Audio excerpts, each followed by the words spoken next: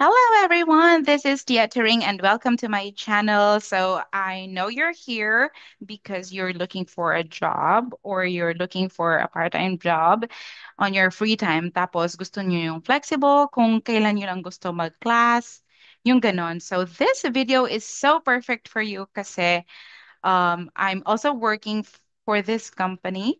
It's called Ingo, and in this video, tuturuan ko kayo kung paano mag-apply. So if you're interested, please keep on watching and subscribe na rin kasi after this video, I'm going to share with you some tips. Um, Gagawa ko ng tips para makapasa kayo sa company na to. So sobrang easy lang. I think parang chill lang tong company to. Hindi sila masyadong maarte when it comes to the requirements. So I am going to share my screen. Share ko muna yung website. Okay? So ito siya. So if you ito lang yung website, engo.com. Ito lang, type niyo lang sa Google, okay? /app tapos teach. So ito yung website and ito yung mga benefits. You can decide your own hours.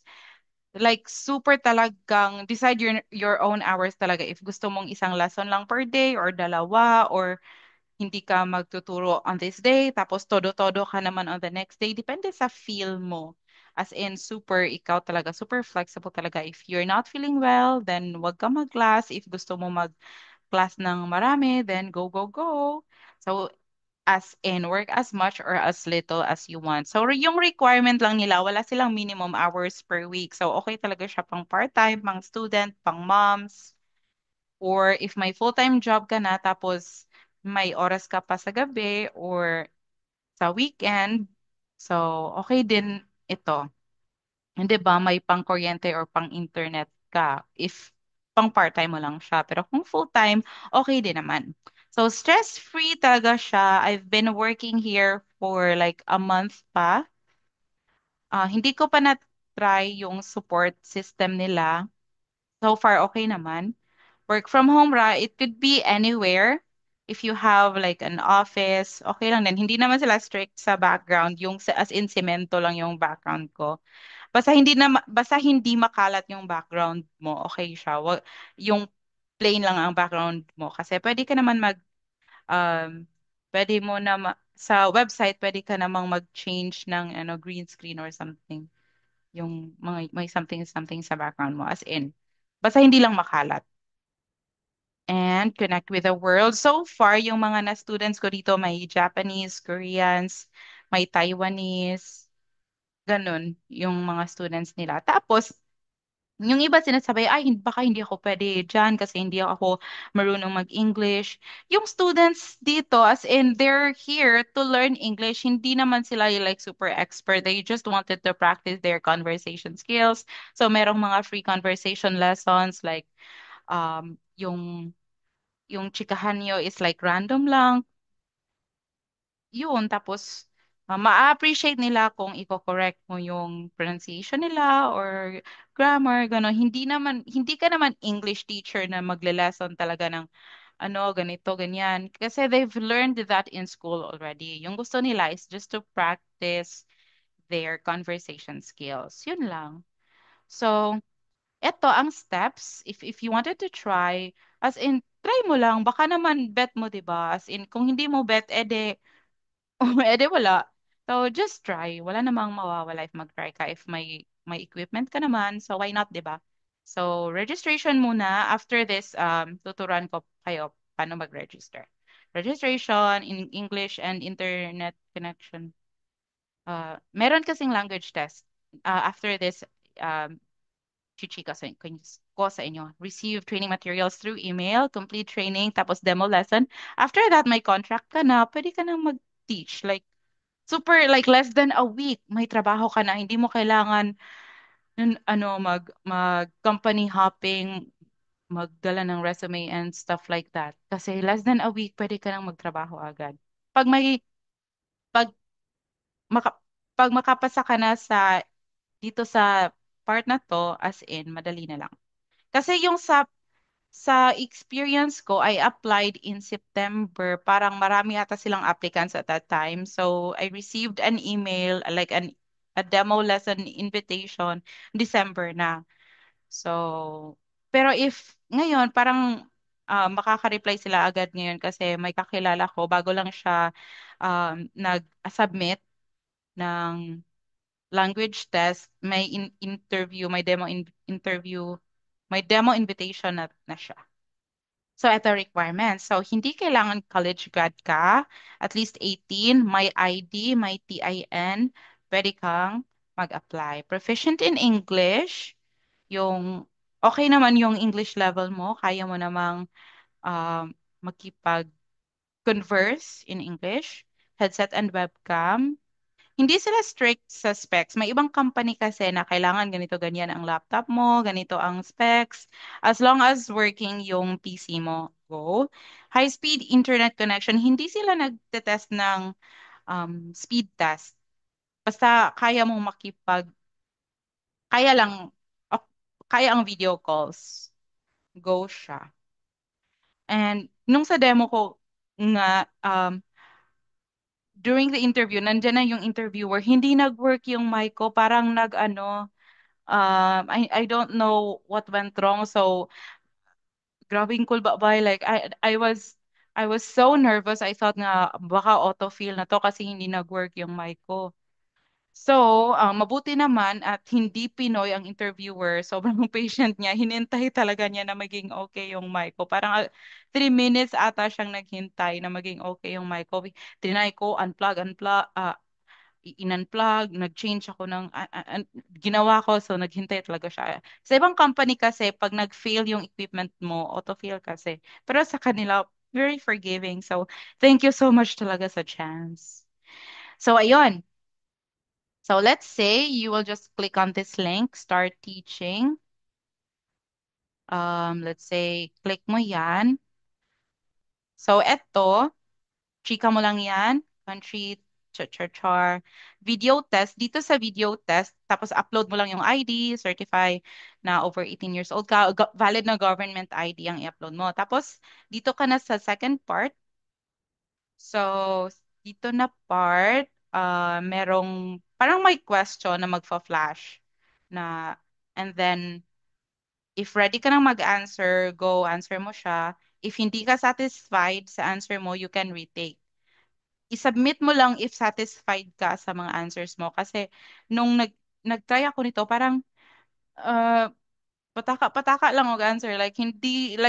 Hindi sobrang serious yung mga answers ko. Like, bahala na, baka pwede na yun. So, ibigay mo na talaga yung best mo dito sa part.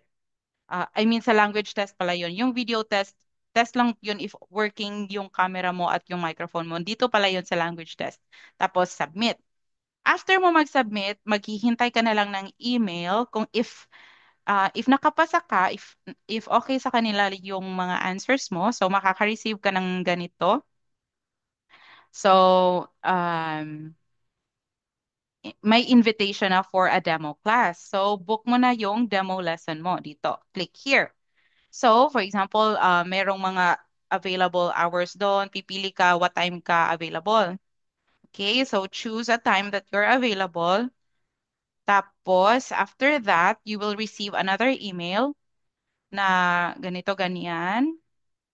So, i-accomplish mo na ito, demo preparation. So, you will receive some materials na makakapag-practice ka before the demo lesson. Merong training video, may example demo lesson, meron ding pang free conversation. Um, i-chika ko yan mamaya. Eto, take note lang, baka ma-confuse kayo. Dito sa nag-book ako 3:30. Tapos baka ma-confuse kayo dito 4:30. So para hindi kayo ma-late or hindi nyo ma-miss, ito yung sundin nyo. Yung pinaka-link na nag-book kayo ng demo. Ito yung sundin nyo, hindi yung sa email. Okay? So after that, ganito ang mangyayari during the demo lesson. Merong appointment link. I-click-click mo itong link. For example, na-click mo ang link, ganito siya. ganito siya. Ito yung link. So, dito mo hihintayin um, si interviewer. So, ito pala yung conversation namin. It's not working. Yung mic ko hindi nag-work. Tapos naghintay talaga siya. 3:30, nandito na ako. So, try namin mag-reload the page. Tapos yon naging okay na ang mic ko after 3 minutes. Tapos, she asked me if may tanong pa ba ako before kami mag-demo. So, eto, sabi niya, "O, sige, we will start the demo at 8:35." For example, kasi ito yung time niya. Kasi CET yung time niya. Sige. Tapos ito, nag-start na kami. So what I did is that I used my phone. So kasi 15 minutes. So use your phone na lang. Set your phone na lang. Yung timer sa phone nyo, ito may 15 minutes pa sa phone ko. Ito pa yung timer na ginamit ko sa demo. So 15 minutes, ito yung ginamit ko. So pag nag 3:35 na, nag-start na kami, on na ang mic, tapos nag-start na din ako sa timer na 15 minutes. So, hi, can you see? So, start na kami, like, as if estudyante ko siya. So, start na kami, hi, can you see and hear me? And my name is May. What's your name? Introduce yourself na kami. Oh, hi. And tapos, may material, parang may article ata, tapos may vocabulary, may world news, something ganon. Tapos, okay, let's do the words. Pinapa-repeat ko sa kanya yung mga vocabulary. Okay, so please repeat after me. Tapos, repeat, repeat. Tapos, okay, do you understand everything? Tapos, after doon, go na kami sa article. Tatanungin mo siya kung gusto mo bang mag-repeat after me sa article or gusto mo, do you want to read it on your own?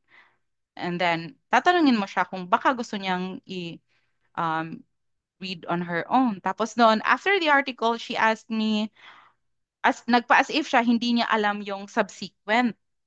So ako na, oh, subsequent. Okay, I will tell you what subsequent is. So, as if meron akong dictionary na open. Hindi ko tapos, so subsequent, when she asked, ano yung subsequent? Nag-go na ako sa dictionary.com. Okay, subsequent means, tapos copy-paste ko, tapos sinend ko sa chat box. Binigyan ko rin siya ng synonyms. Okay, do you understand now? Okay, so naiintindihan na niya yung subsequent. O sige, thank you. Then after, no, nag-request siya, o sige, tapos na tayo sa article, mag-free conversation na tayo. So sa free conversation naman, if wala siyang maisip na idea, you can ask doon sa tip lang ito ha. You can ask doon sa mga hilig niya. It should be about him, like hindi about you kasi gusto nilang mag-practice ng conversation. So you will ask, "Oh, can you tell me about your hobbies? You mentioned you like yoga. How often do you do yoga? Blah blah blah." Ah, ganun ganun. Okay. So almost if malapit na mag-end yung 15 minutes, give mo na yung feedback. Okay, so today you learned a new word, subsequent. Here's the example. For the grammar, it's all okay. For pronunciation, all the words were pronounced correctly. Gamitin nyo talaga yung chat box. Kasi mafe-fail nyo din ang demo lesson if hindi nyo gagamitin yung chat box. Okay, let's say, tapos na ang demo lesson. If okay ang demo lesson, makaka-receive ka kaagad ng contract. As in, um, hopefully, mapasa nyo ang demo lesson. I'll give you more tips later. So, ito, um, booking sa demo lesson. Ito. So, pag pag-enter nyo sa lesson room dito, tatanungin ka pa ni interviewer, chika-chika muna kayo, meron ka pa bang tanong? Ano pa bang clarification ang gusto mo? Pag may tanong ka, itanong mo sa interviewer. Pag wala naman, it's okay. I think okay na. Let's go to, sige, demo class na tayo. Proceed na kayo sa demo class. 15 minutes lang yung demo class. Pero yung classes talaga, 25 minutes. Yun. Let's say tapos ka na sa demo class. Ito yung mga tips. So, ito, mababasa nyo din naman ito for the students. So, walang timer sa demo, pero yung actual classes, meron siyang timer. Okay, thanks, char. Ito na lang. Kasi mababasa nyo din yan if FAQ. Ito, be on time kasi Japanese, very strict sila sa time. So, you should enter the lesson room before 3:30 para ano. Greet your student. Hi, how are you doing? Charnes. And eto, adjust to the student's comprehension level. Eto, if